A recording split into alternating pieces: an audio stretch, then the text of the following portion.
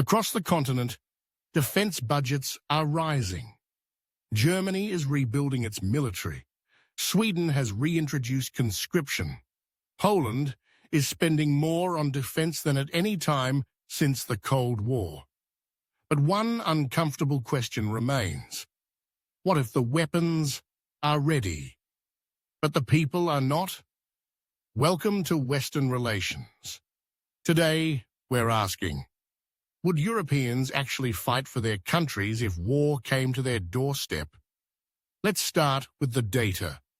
A Gallup survey found that just 23% of Germans would take up arms for their country. In the UK, the number was slightly higher, 33%. In Italy and Austria, it's even lower.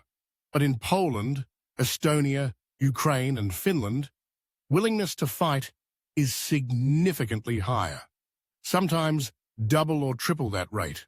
Why? It comes down to geography and memory. In countries that remember Soviet tanks, occupation, and betrayal, the idea of national defense feels urgent. They're close to the fire. They've been burned before. But there's another layer: time. After the Cold War, most European societies embraced what scholars call a post-heroic mindset. Peace, prosperity, and a professional military made conscription look outdated. Young people grew up believing war was something other nations did.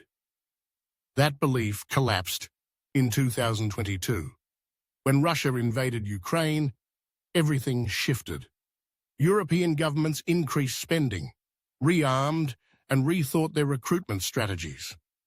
Even countries like France and Germany began debating the return of mandatory service. Still, that doesn't mean people are eager to die for a flag. Researchers find stark differences by gender, age, and class. Men are more willing than women, the young more willing than the old. And in unequal societies, the wealthy are often the least willing to fight. There's also a major East-West divide. Baltic and Balkan nations consistently top willingness rankings. Western Europeans, especially those with strong, post-war pacifist cultures, lag far behind. So how are governments responding?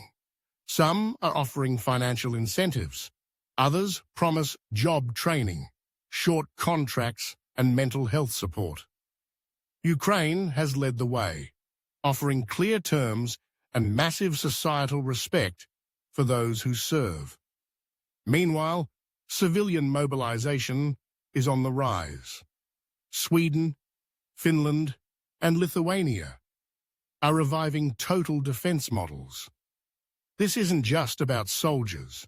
It's about truck drivers, coders, teachers, and electricians.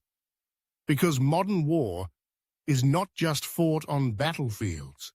It's fought in supply chains, cyberspace, and infrastructure grids. So the question isn't just, would Europeans fight?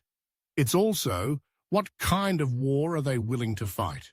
And what kind of future are they willing to defend? One thing is clear. Europe is no longer assuming peace is permanent. The arsenal is growing. The strategies are changing. But unless belief, civic duty, and national cohesion rise to meet the threat, all the tanks in the world won't matter. Let us know in the comments. Would you fight for your country or for Europe? And don't forget to like, share, and subscribe to Western Relations. We bring you analysis that others won't touch. Straight from the front lines of politics, power, and history.